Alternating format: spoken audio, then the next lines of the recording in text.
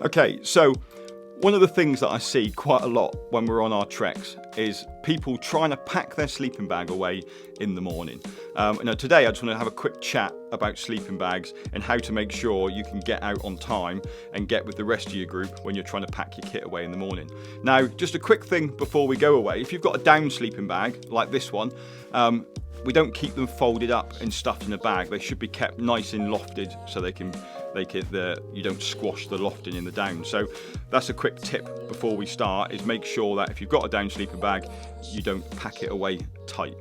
But I so often see people when we're on a trek trying to roll their sleeping bag up in the morning and trying to stuff it into the bag, and it just doesn't work trying to roll it and then pack it. So all we need to do is, these are actually called stuff sacks for a reason, because literally all you do with the sleeping bag is stuff it in. So if you get the end of your sleeping bag, start packing it into the bottom and just literally stuff it in. And it might always look like it's never going to go.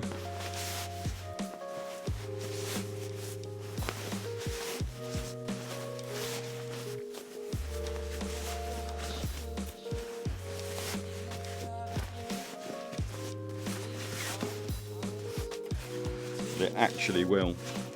And it is the quickest way of getting your sleeping bag packed away in the morning so you can get to breakfast on time and start the trek itself.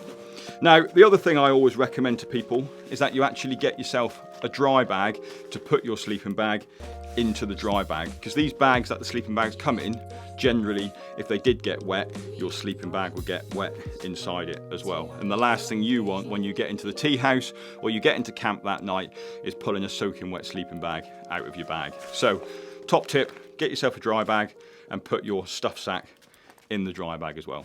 But that's my tip this week. Speak to you next week.